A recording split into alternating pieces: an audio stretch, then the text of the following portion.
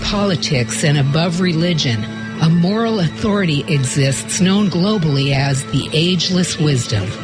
It is the study of consciousness, the mystery of awareness, which cannot be measured, yet will not be denied. Stay tuned as we explore consciousness, the fundamental nature of reality. Welcome to the Ageless Wisdom Mystery School with Michael Benner. Hello, friends. Thanks for joining us for today's edition of the Ageless Wisdom Mystery School on KPFK 90.7 FM for all of Southern California, streaming at kpfk.org for the world. My guest today is joining us from Colorado. Though she's been on the road, she travels all over the United States, and I got a feeling around the world as well. She has a fascinating background, and it's a pleasure to introduce and welcome to the Mystery School on KPFK, Suzanne Giesemann. Suzanne, good afternoon, and thanks for joining us on KPFK. Good afternoon, Michael, and everybody listening. Always a joy to talk about my favorite subjects. And if you're going to hang your coat on that hook, what would you call it? What is your favorite subject? That we are not these stumbling humans stuck in these bodies that break down. We are so much more than that, and the bottom line is it's all about love. It is, and that's fun and liberating. You know, the more I live, the longer I live, let me say it that way, the more I love people. Sometimes it saddens me to see people who have no idea who they are, how wonderful and magnificent they are, how much they have to offer to others. And it can be a terrifying world. It can be very frightening, of course. We've come out of COVID. We're in an era of great political polarization, and yet I remember asking Timothy Leary once, quite a few years ago, whether he was an optimist. And he looked at me like I was from Mars, and he said, well, of course, what choice do I have? And I've always thought of that. Yeah, why not be optimistic? Well, we do have a choice. We do have a choice. And a lot of people don't realize that. And it's programs like yours that help people know that they can choose something better. How would you frame that choice? Understanding that we are more than just our thoughts and our feelings and our sensations. We are actually consciousness and expression, which doesn't make sense to people when they just hear it. So one of my goals is to help people find a way to actually experience an aspect of them that is not suffering, that is not stuck, that does have that choice. Yeah, and that certainly is available. There's no question about it. I feel that personally I've had the good fortune to live a life as a radio guy and personal development trainer where my vocation and my avocation have been the same thing, doing what you love to do.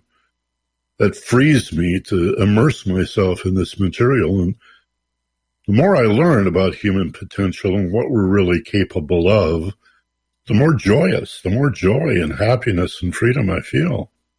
That's it. And it's funny you use that word because I've stopped using the word consciousness or God or source, and I call it this awareness that enlivens us. I call it joy. And that doesn't mean that my life or anybody else's life is one moment of joy after another, but knowing that it's always there, it's the underlying essence that makes all the difference in the world. Suzanne, you have a fascinating backstory.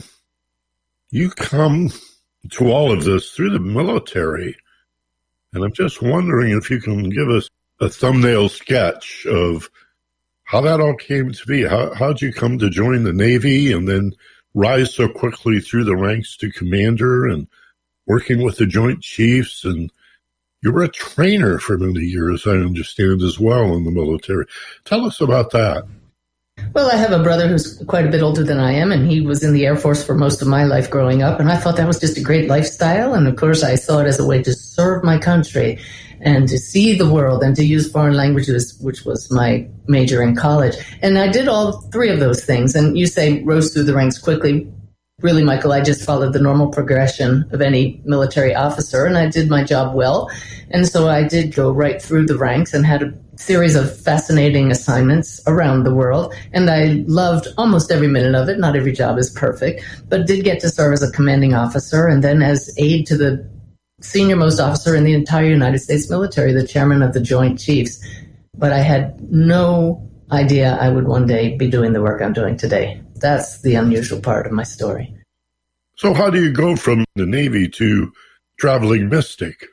I was in the last aircraft in U.S. airspace on 9/11, and that's what convinced me life is too short not to live your dreams while you can. So I retired with 20 years to the date. The date I was retirement eligible, I left the Navy and literally sailed off into the sunset with my husband. There was too much devastation and tragedy of 9/11 for me to just hang around. I said, that's it. We're going to go live our dreams. And we sailed away and sailed for several years, and then life caught up with me. It's as if the universe said, wait a minute, you were supposed to pay attention on 9/11 and figure out what this is really all about. And so a few years after we started sailing, my stepdaughter, a sergeant in the Marine Corps, was struck and killed by lightning on duty.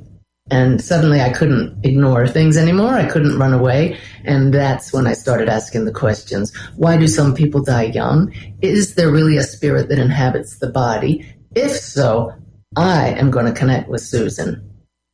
And that was my new mission. And I just jumped in. Feet first, head first, whatever you want to say, I was all in. So where did you jump in? What was your entry point? First thing, because we were overseas, we had sailed across the Atlantic Ocean in our boat. We came home for the funeral, and I just stopped on the way to the airport at a bookstore and bought several metaphysical books on the afterlife to see if this is real. Backtracking to the funeral, looking at Susan's body in the coffin, I just suddenly knew there is something that gives life to the body. So if that is this spirit that I've heard people talking about then I'm going to find it. So I've picked up 3 books that just seemed to call to me. Now I know I was meant to read them. And they pointed to this greater reality that I hoped was real, but somebody better prove it to me with my left brain military background. So the next step was not until about a year after she passed, I finally found someone who claimed they could speak to those in the spirit world. She wasn't really a practicing medium, but that's what a medium does. And I took my husband to see her. She fit the bill because she didn't know my last name. She couldn't look me up online. I was very skeptical. And one session with her changed my entire world and the trajectory of my life, because there was no doubt in my mind or my husband's mind that our daughter Susan was right there with us, still very much existing in awareness as a sentient, clever, creative being. Anyone who's ever been with a person who died or in the presence of a body after the individual has passed, I think is struck by, how can I say this, just how dead they appear. Oh, it's massively different. It's just remarkable. I remember visiting my mother 30 minutes. I arrived at the airport just minutes after she passed. And so by the time I got there, I was struck by just how not there she was. Here's this body that certainly looked like my mother, but my mother was nowhere to be found. Yes, she was. She was probably standing there right beside you in spirit. I know that now. But you also know what I mean in terms of this corporeal being. And the phrase that came to my mind at the time, my mother lived a good long life. She was 93 years old and very alert and viable right to the end. But the phrase that came to my mind was a phrase I had read years earlier about the spirit that illumines and animates. And I thought, that's what's missing. That's exactly what the light of consciousness does. This breath, yes, this consciousness, but this breath, this viability, this spirit that illumines and animates. And that was gone. There was no animation, of course, and no illumination. And yet I also know from my background that, I mean, even just as a physicist, energy cannot be destroyed. Merely transformed. Yeah. Right. Mm-hmm. And so I don't want to make this program about me, but I did have dreams about her. She came to me in dreams afterwards, and I think many people probably have that experience. But a dream is an altered state. Meditation is an altered state. When you began to explore this idea of communicating with people on the other side of the veil, I presume you were doing that in some sort of altered state. So how did you learn meditation or a trance-like state? Or I just jumped right in and thought maybe I just need to quiet my mind. And so for the first 3 weeks of daily attempts to connect with Susan, I fell asleep. It's like the body says, whoa, the commander's finally going to take a nap, something I never did. And then I was able to stay awake, but started to know things about other people as my intuition came back online. I was not yet aware of any presence of anybody in the so-called spirit world. I couldn't feel Susan, but I just kept at it and just opened myself to information, insights, and soon poetry that started flowing in full stanzas with full rhyme with no pause that was clearly not coming from my consciousness. That was the first big change. We could go on and on with the many adventures in consciousness I had, but ultimately I did very clearly connect with Susan in her own voice.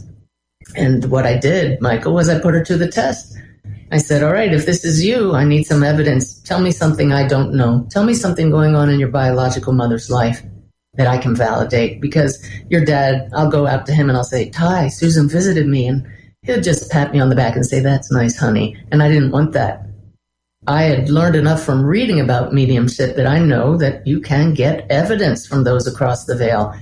And wow, she did it. She did it big time. She told me her mom's cat was sick, that her mother had decorative lights up inside her house right now, year round, not just Christmas. And we called her mom and validated those two things. She came back later and validated more things. And so anytime I connect with somebody across the veil, I ask for evidence, and they give it to me so much so that I can guarantee anyone there is an afterlife. The soul survives death. I have no doubt whatsoever. The preponderance of the evidence is overwhelming. As I mentioned to you before we started the interview today, we interviewed recently Dr. Eben Alexander about his amazing experience. And boy, he's very persuasive if somebody needs convincing. And I suppose anybody can dig in their heels and deny the possibility that this universe is so much more magnificent and miraculous than we even imagine. Well, I don't try to convince skeptics, Michael, because ultimately we will all experience that, whether in this body or afterwards, and all they're doing is just delaying the ultimate joy. Yeah, you know? Indeed. Yeah. There's a point where you have to learn to trust this information. Intuition is very different from logic. And most of us trained in school to be very logical. It's a very linear, if this is true, then that's true, and that leads to B and C and D. Intuition arrives full blown. It's like this whole aha, the curtain parts and the whole thing is revealed to you all at once. How did you develop your trust of your intuition and the information that was coming to you in these altered states?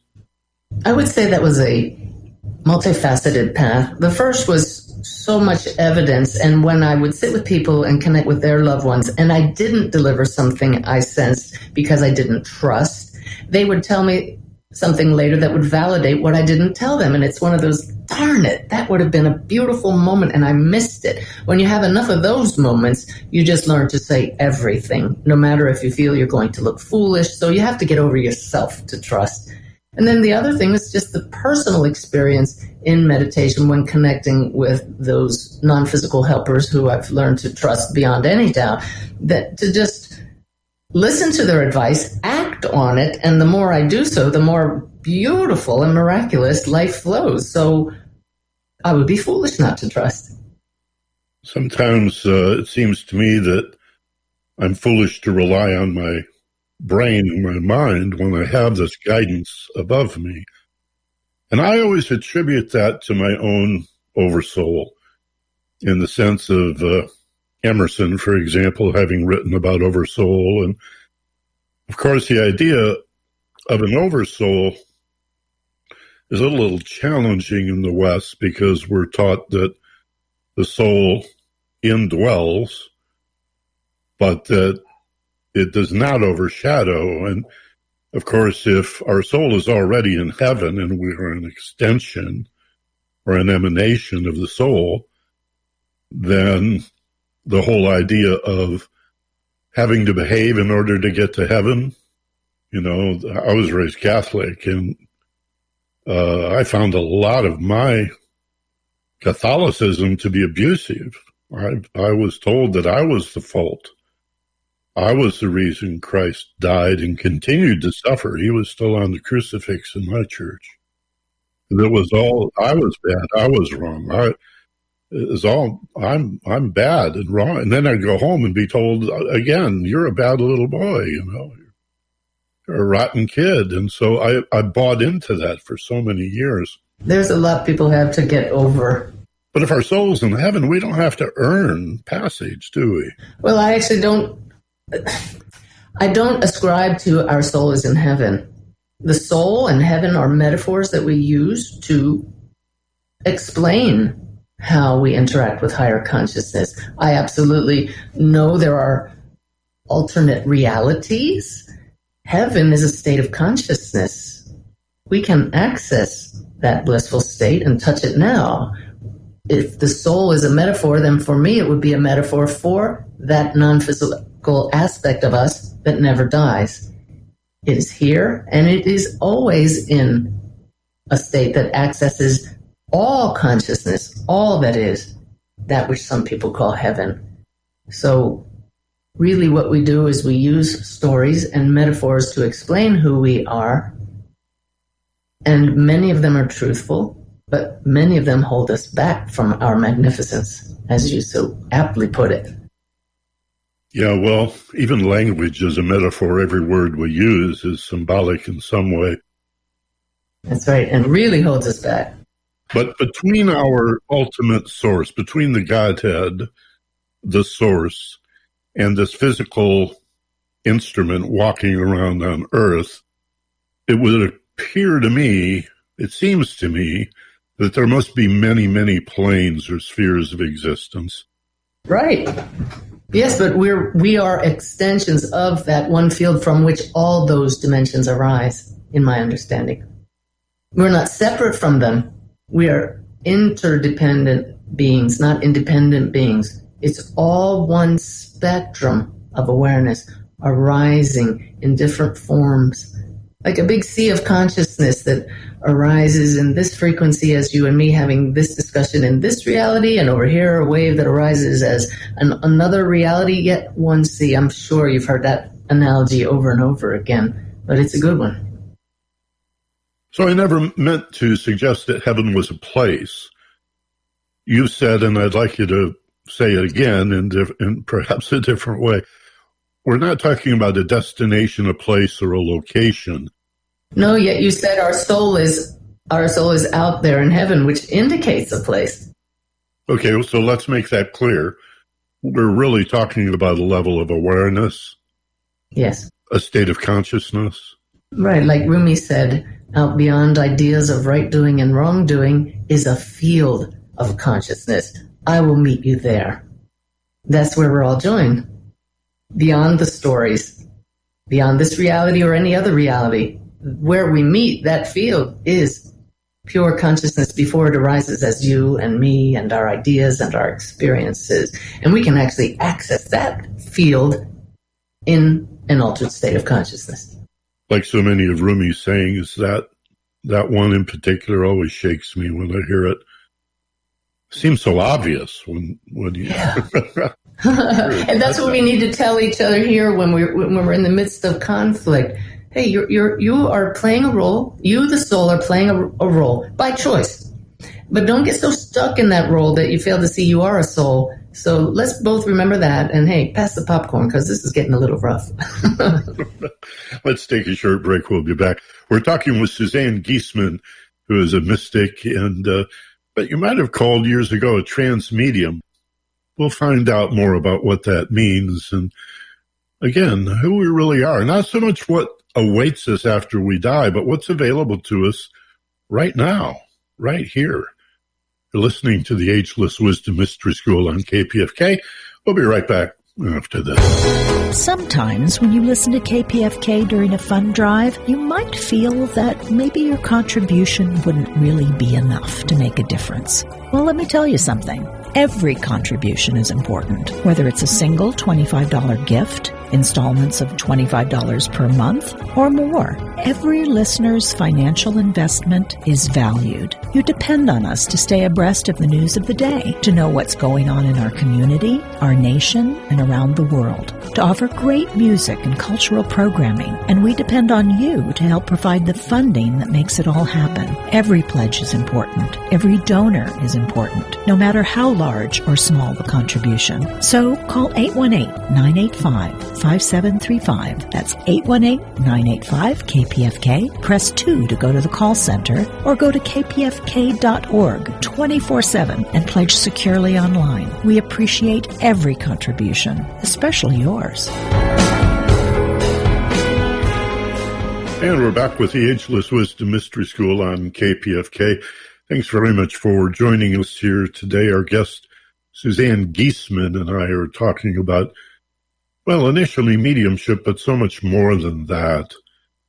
Suzanne, I've had in the past people who limited themselves, I'll say it that way, to communicating with the dead. And they would offer their services to people and usually reassure them that everything is fine and they have this message and that message. I get that that's a very small part of what you actually do and what you're about. That Oh, yeah. watching you, and you are a busy woman. There's so much material about you on the internet and YouTube that you've concerned yourself with being a teacher in a much bigger way than that. How would you describe your mission or your purpose?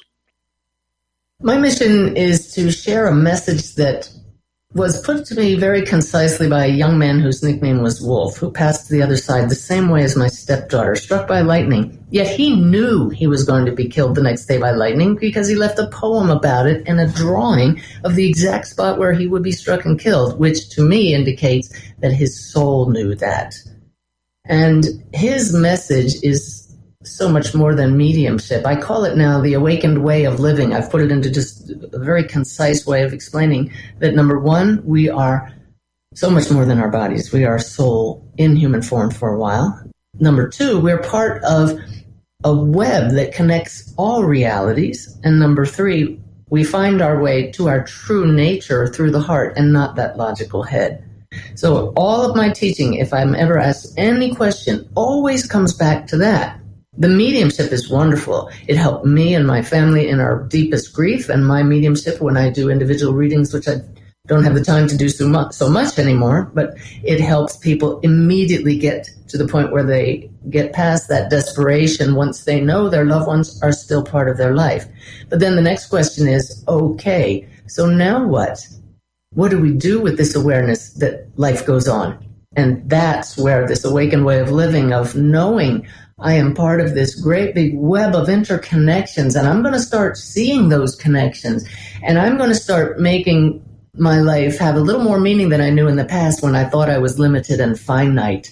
And if we are all interconnected, then why aren't we all appreciating each other more? Why aren't we loving each other more? Because once you tap into that grid, that matrix, that web, what we hear is, you are a soul, and you are here to shine brighter. So the mission is to go home shining brighter than you came here. Home being heaven, that state of awareness. This brings up for me the whole idea of emotional intelligence. I suspect the emotions and our ability to manage, to accept responsibility for to refine our emotional self is a portal to spiritual growth. There's an old saying, you cannot think your way to God, and you made reference to going out through the heart. Mm-hmm. What does that mean? How do we do that? How do we shift from this cerebral, logical, linear view of reality to an open and receptive heart? The soul gives us awareness of its presence through the heart. There is a longing there for happiness. There is an urge there to find peace, to enjoy connection with others that comes from the soul, and that's why we feel it in the heart. And it's why we do silly things as human to get attention, to feel loved. That's the soul nudging you to find something better, to make better choices than the ones that are keeping us from that sense of connection. So when we listen to the longing in our heart, when we act on it by connecting with others, by serving others, by saying something loving instead of something judgmental or hurtful, there's instant reward for that, if only in the briefest moment. And then the more we realize, I caused that good feeling through my actions, we act on it and we change our immediate world. And ultimately, the world around us, when more and more of us awaken to the fact that using logic, using the head, using what we've been using all along is not working. But the soul is always right here just saying, pay attention. You know how to love. It's part of your nature. I've always been fascinated by the Christian edict to love your enemy. And I think most of us, like so many things spiritual, take that too literally, or limit ourselves to, why would I want to embrace or love or hug or be nice to somebody that wants to hurt me or my family or steal my TV or whatever. And increasingly, I understand that as facing our fear. To love your enemy means not to avoid our heartache, but to turn and face it and embrace it, to move into the shadow, to open our hearts to such a point. And I don't mean in the world to be reckless or careless, but I mean in the mind and in the heart, to open ourselves to what hurts, and to our heartache and our anxiety, and embrace it. And that seems to unmask or reveal the healing truth and wisdom that's hidden or enfolded within this fear and anxiety. How does that process occur to you, the idea? I'll say it this way, Alan. I heard Alan Watts say once, if you meet a ghost on the path, give him a hug.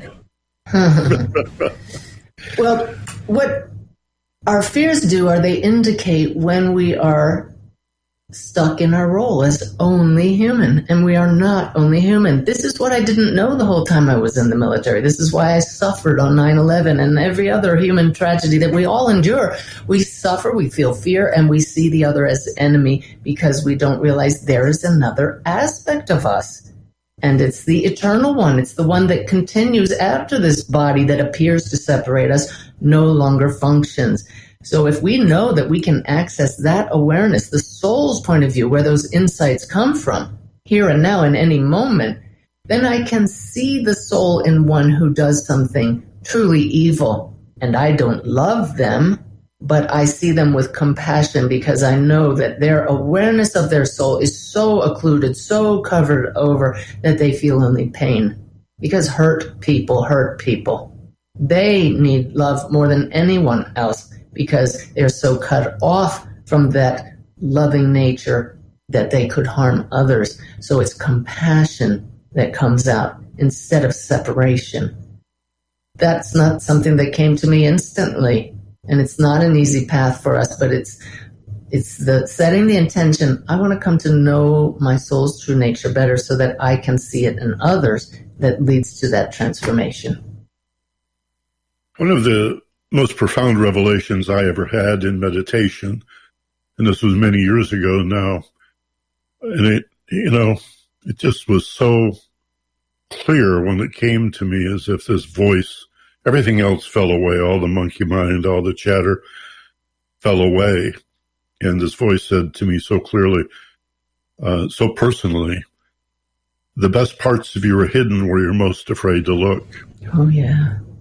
And I repeated that to myself several times because I didn't want to forget it, but quickly realized this is something I'll never forget. What could be easier to remember? And what does it mean? And it's been 25, 30 years, and I'm still plumbing the depths of what that means. And I found it said by others in different ways. Carl Jung talks about the best part of us is in the shadows that we fear to explore. Joseph Campbell, the great mythologist, speaks about the hero's journey in the great monomyth of all classic stories, where the gold is always guarded by a wicked witch or a dragon, or we have to slay some sort of demon within us in order to discover the treasure. So does that resonate with you? Do you? More than you know. When you first began this show and you spoke of our magnificence, Michael, you have no idea. Your voice, the timbre, everything mimicked a dear friend of mine named Brenda, who passed to the other side and continues to talk to me. She talks about our magnificence, but she had these dark places most of her life that she was afraid to go, and they went up as defensiveness. It became a shell around her heart. It was in attending one of my presentations, she'd never heard of me, and she attended, that shell cracked open. The wall came down. All this love that was always inside her came flooding out. She didn't know how to handle it. She fled from the venue, and thus ensued her spiritual awakening. We worked together, and she worked on herself, and by the time she passed, she said, I am free. She had found that magnificence inside. You're like the embodiment of her right now. It's amazing. I'm going to have some friends listen to this show because it's like, this is how spirit expresses itself. It's just beautiful. But, those places we're afraid to go, behind those walls that show up in our lives as defensiveness is this light that never goes out. So there's the first clue. When you get defensive, that's the soul saying, like Ronald Reagan said, tear down that wall and the light will shine and you will be free of suffering. Who doesn't want that? And it's right here. I see that with a lot of my friends who are progressives and who are passionate about social justice and wanting to stop war and such, capital punishment, race-based conflict and those types of issues. But I also see in many of them a level of anger that reveals to me a lot of personal projection. I think it's wonderful if we're progressive in our ideals and in our activism. Indeed, this radio station is all about that. But I don't see anger serving us. No, it's not aligned with the true nature. I'm sorry, would you say that again? I said that anger is not aligned with our true nature, so it's just an indicator of being a little out of alignment, like a musical note. This vessel is like a flute. Hafiz, 13th century poet, said, I am a flute through which spirit's breath flows. And so if we get blocked up, our spirit comes out a little flat or sharp, and those emotions like anger are indications that we're not in alignment with our true nature. Love is the truest, clearest note. And we can change and we can solve our world's problems when we don't put up that kind of energy that causes others to meet it with the same or run away. Go to the heart and find that field where we're in alignment. Now maybe we can hear each other. I think anger is a complex emotion. I feel hurt in anger. I feel sadness in anger, but I think it's rooted in fear.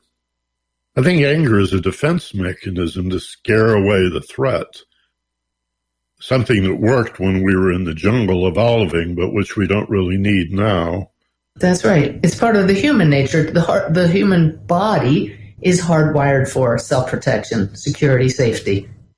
It's the spirit that knows all is well. Always. Even if the body fails, all is well. And that's something that's hard to get through to the human thinking. A great deal of spiritual development is about healing. I'm wondering if you can speak for us a little about healing in a larger sense, healing our society, the way we treat each other, the great rift and polarization that many politicians promote and get their money and their power from dividing us further and frightening us even more. How do we heal the body politic? It comes back to that seeing each other as souls, doing our best. I like the image of a tree with a lot of leaves on it. Do the leaves on one side of the tree look at the leaves on the other side of the tree and say, you're right, you're wrong, you're ugly, or whatever? It's understanding that we are already whole, that the wholeness encompasses different views, that we will never all see the same way because our world in which we live is made up of so many diverse pieces by design to allow us this dance of opposites for the joy that results when we find the common ground, which is our innate interconnectedness. And that's what's missing. We need to understand we are both human and souls. The humans, by design, have different views. The soul knows only love. Do you teach meditation? And if so, what would be a good practice? What would you suggest or recommend to our audience if they're frustrated by their attempts to meditate? I would absolutely send them to my YouTube video that is called Sip of the Divine, where SIP stands for Sit in Peace. It's a beautiful 3-minute practice that anybody can do, because the biggest excuse to meditation is, I don't have the time for that, or I can't quiet my mind long enough. And this very simple practice that you can do multiple times a day or only one allows you to ask a question of higher consciousness, your own soul. Whoever answers that question, you'll know the answer when you get it is not coming from your localized awareness. And the more you commit yourself to doing that regularly, once a day, 3 minutes, you will start to get answers that are helpful. You will start to connect with higher intelligence and your own intuition. And those 3 minutes, who knows, may turn into 8, 12, 20, and your life will be transformed. But it takes 3 weeks to start a new habit. So if you're going to watch that video, say, I'm ready for a change. I'll give it 3 weeks. Then we'll see. Intuition is such a wonderful thing. I feel like I have a friend in my intuition, somebody that I can always trust and believe in. What strikes me about my intuition is how patient it is. It never abandons me. It's like a cloudy day, no matter how stormy it may be outside. I know that somewhere the sun is shining right above it. Yeah. And so my life may have its turmoil, but if I sit quietly and if I become patient, this still small voice will not only reassure me, but give me really valid and valuable information, insight, and understanding. You know why that is? It's because it bypasses the brain. It bypasses that logical side. It's straight from the soul. And it's the part of you that goes with you when you no longer have a functioning brain. It's that knowing, that pure awareness. And when we learn to act on that and trust that, of course it's a beautiful voice that speaks to us. Yet we hear many people, including yourself, I hear you speaking of guides and guidance. You speak to other spirits. For example, if you talk to the soul of a departed, Is that you communicating with that soul, or is that your soul communicating with that soul on its own plane? The answer is yes. It is both. It's Suzanne acting out the role of the medium, and it's the soul communicating with the soul of that other one. And it is ultimately the one mind acting out all those parts. So how noisy is it up there if you have multiple guides or guidance? Is that just a way of us relating to a single soul? Or It is. It's not noisy at all when you set a clear intention. It's like when you go to a museum and you see a diorama and you push a button, how do I get from here to there? And it lights up the path. Through intention, we can connect with any other aspect of consciousness, higher consciousness, telepathically, and it becomes very quiet because that's where the focus is. If I want to talk to somebody's loved one in spirit and suddenly 5 of their loved ones come in all at once, I say 1 at a time, please, and that's what we get. Yet I can feel all of them around. I've heard it said that between the one and the many is a group, that the souls live together in ashrams or houses of the holy, if you will, sharing a similar purpose. Do you have a belief or an understanding of soul groups or families, ashrams, so to speak? I know that soul families are a grouping, a subset of the higher one intelligence. Why wouldn't it? It's all about connection. Why would it just be one-on-one connection? We enjoy connection with families here, and it just goes out and out, smaller and larger subsets of the one light. For the joy of it, Michael. Yeah, that feels right. That definitely feels right. So we're never really alone. This whole idea of being alienated, separated, I don't fit in, I'm not like other people, I have this exaggerated need for attention and affection. That's all an illusion, isn't it? It is. It is. It doesn't make this reality any less real, but it's the illusion that we are separate from each other. I have a quick story if you want to hear one of that soul family connection. Sure. If we have time for it. I met a woman at an afterlife conference, Ingrid Honkala. She's another mystic teacher. And we looked in each other's eyes and there was instant connection. It was unusual. It wasn't like love or friendship. It was, I know you. And so we've gotten together over the last couple of years and we both are married to military husbands and they ground us. We would float away if it were for our strong military husbands. And I just found out, she wrote about this in her book, she went aboard a military ship that visited Cartagena, Colombia, when she was a young girl. She went with her father. A U.S. military ship was visiting, she's Colombian, Cartagena. And that day, she had a vision of a U.S. Navy sailor, and she knew that is the man she would marry. Michael, she ultimately married that man. I've heard her story. I've heard her share it. I've read it in her book. I've now met that husband. We just found out this week that ship was the battleship Iowa that my husband took to Cartagena.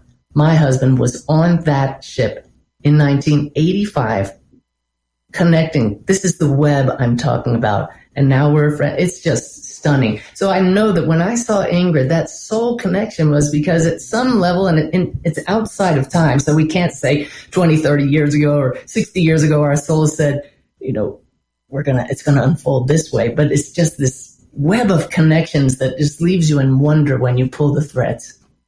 Yeah. Jung called those synchronicities the meaningful coincidence. Mm-hmm. And I watched one of your videos where you were talking about the dandelion that blossoms into the fractal of that beautiful, I don't know what you call the dandelion at that stage. There's a puffball or something. You know? Yeah. The seed pod. I don't know. I looked it up too when I saw that because it's so indicative of how we're all connected. And in each one of these little nodes, that's you, that's me, that's Ingrid, that's somebody's soul across the veil, not just at this reality, at all realities. One interconnected web. The spirit world is not out there. It's right here. We just can't see the strands because these bodies are the veil. We say we part the veil to talk to our loved ones. Well, we get beyond the physical senses, and here they are. That's what my friend Brenda, who passed, we mentioned her earlier, that's what she shared with me, that I'm right here. I didn't go anywhere. All of our loved ones are as close as our heart. but yet it's consciousness, the grid, the field that connects us. Yeah. That's the message I got. I asked once in a meditation, where do we go when we die? And the answer came back, nowhere. That's right. In other words, you're where you've always been. You awaken to a different experience of life, which I call love in full expression, no matter where we find ourselves or in what state, what body. But we exist outside space and time. Again, there is no place, no destination, no location. Always. Yeah. Right now. Yeah. It takes away the fear of death. That changes a lot of things. Suzanne, how can folks follow up and get more information about you? You have so many books and videos and upcoming events. What's the best way to get the lowdown on what you're doing, where you're going to be next? Well, my website is my name, SuzanneGiesemann.com, and search for my YouTube videos like you did, but a lot of gifts, free material, meditations, and videos on my website as well. I teach online classes, how to connect, and I do classes in person and retreats and lots of books and meditation CDs. It's just, like I said, it's my passion, Michael. Well, obviously, when you look at the volume of work that you're doing, it must be a passion for you, and you're fortunate in that regard. Most people, of course, live their whole lives and never get to do what they love to do, and that you're able to do that is indeed a blessing. I want to thank you very much for being available to us on KPFK today, and it's very nice meeting you and chatting with you, and I hope we can do it again down the calendar page a bit. Same here, Michael. Some really deep questions, and it's just fun to talk about these things. It is. It's fun. I said that at the top of the show. It's all good news, folks. Suzanne Giesemann, my guest on the Ageless Wisdom Mystery School, and we'll be right back after this. Sometimes when we use something every day, we tend to take it for granted. For instance, you probably don't think much about getting in your car every morning until it needs to be fixed. Well, in a way, your support of KPFK is like preventive maintenance. It's about ensuring the financial stability of this station so that we can continue to provide a service that you use every day. So please do your part to keep KPFK in good operating condition. Take a moment now to go to kpfk.org and pledge securely online. Or you can call 818-985-5735. That's 818-985-KPFK. Press 2 to go to the call center. And thank you for helping KPFK to move the conversation forward. We rely on you to maintain our independent voice on air for over 61 years. Thanks for listening. Thank you for pledging. And we're back with the Ageless Wisdom Mystery School on KPFK. Again, I want to thank Suzanne Giesemann for making herself available for this show. I was really intrigued by a great deal of what she said. You know, it's really easy when we discuss the field of spirituality, philosophy, and religion to get caught up in mythology, belief systems, an understanding of faith that says we have to believe and invest emotionally and mentally in rigid doctrine, in dogma, in that which is written down in ancient holy books. And indeed, if the information that you discover in an ancient holy book or text resonates with you, if you try it in your life and it works for you, then it's no longer ancient. It's no longer mythology. It works for you. But each of us has the opportunity to use our lives right here and right now.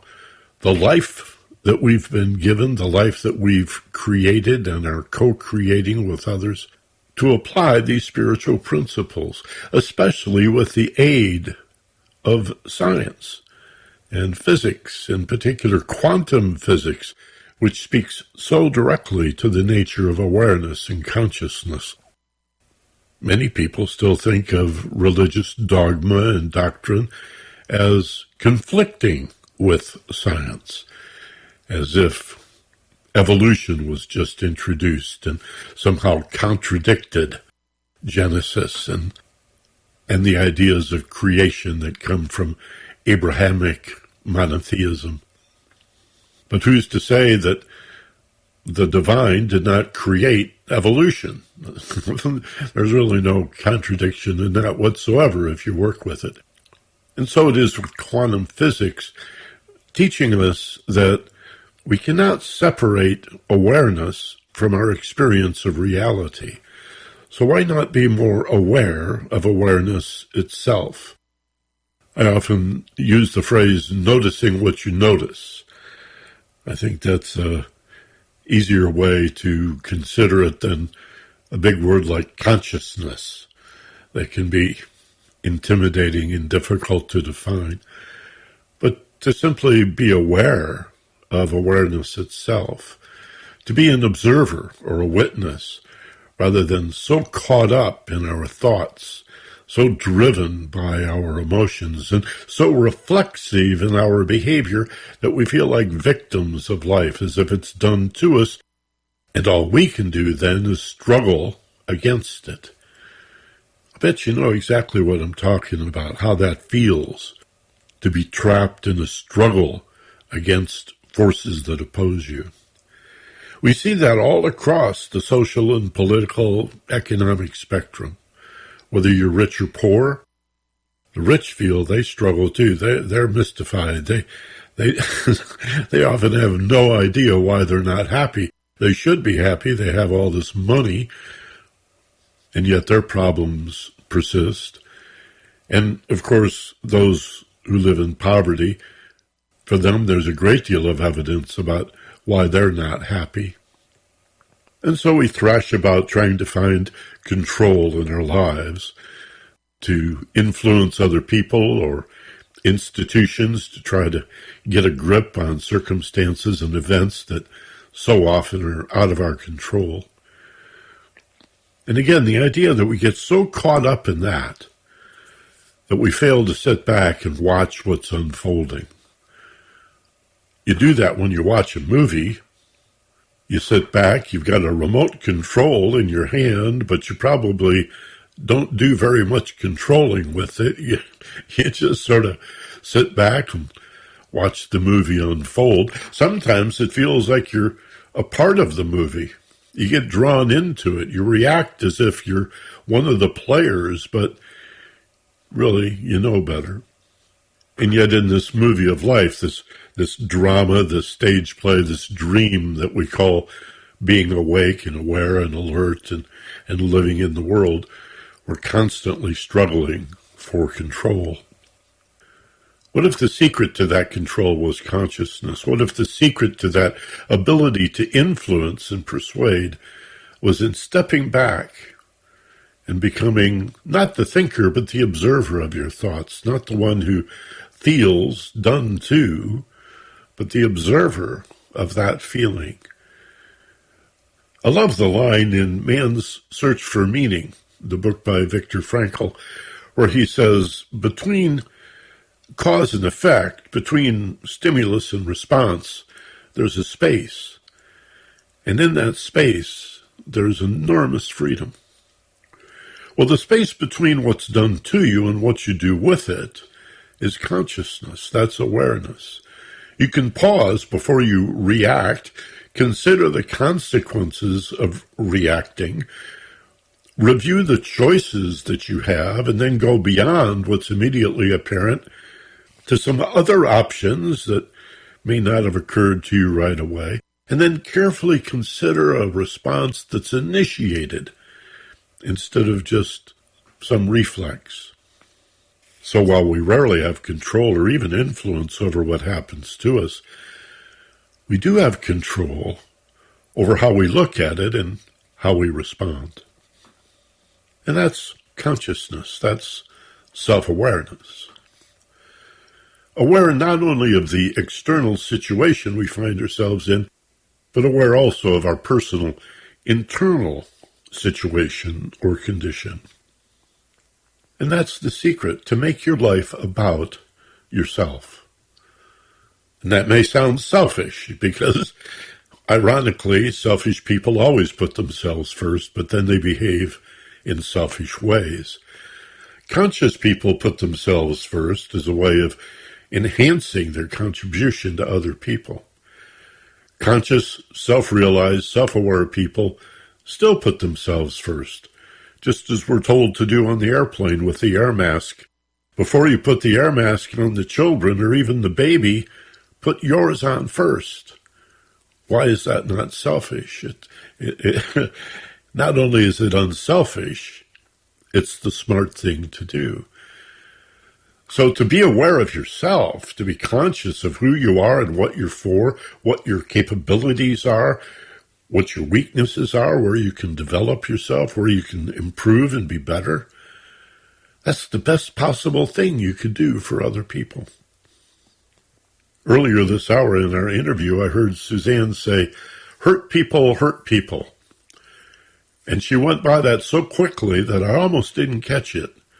It's like hurt people, hurt being the adjective, hurt people, now it's a verb. People who hurt other people are hurt themselves. And this is where the idea of compassion comes in. But it all dances around interconnectedness. When you understand yourself, you're able to empathize, to see yourself in other people. And instead of struggling and opposing and resisting and seeking control of the external, you instead turn toward a development of self-control and thereby enhance your influence on other people. Well, now, here comes the sales pitch. So why support KPFK? Here we are in the middle of our summer fund drive. And instead of insulting commercials brought to you by corporate sponsors, we appeal to you to support what supports you. For since the beginning, in the late 50s, KPFK has been a non-commercial, listener-sponsored, free speech, progressive radio station. Now, somewhere in there, did you hear listener-sponsored? That's you. That's you for a number of reasons. In part, the fact that only 1 in 10 listeners to this radio station ever contributes even a nickel. Most do not because they don't have to. We want things for free. Well, when the power bill comes in here at KPFK, not only for the lights and the air conditioning, but 110,000 watts off Mount Wilson, it'd be nice if we could say to the power company, well, we're nonprofit, and so this electricity ought to be free. Well, they're not too impressed by that. And there's a mortgage on the building. And there are staff members here who must come day by day. Many of us are volunteers. I do this show once a week. Most others once a week. But somebody's got to be here day after day after day. Even through the pandemic, working from home, using internet technology to keep this radio station on the air 24 hours a day, 7 days a week. And so it's not too much to ask that you put $10 a month towards supporting this radio station. $10 a month. That's a nice contribution of $120 a year. Or if you have more, $20 or $25 a month or $30 a month. Whatever you feel you can afford. But do that now. kpfk.org/donate. Clear your conscience. Join the family. Be a viable member of the community. I appreciate it. And so does everyone else here at KPFK. Thanks for being with us today. Check out the podcast of this program, The Ageless Wisdom Mystery School, on all platforms. Also streaming at theagelesswisdom.com. Learn more about me at michaelbenner.com. And join us next week for the Ageless Wisdom Mystery School. Be gentle, love life, and take care of each other. From Los Angeles, this is Michael Benner on KPFK.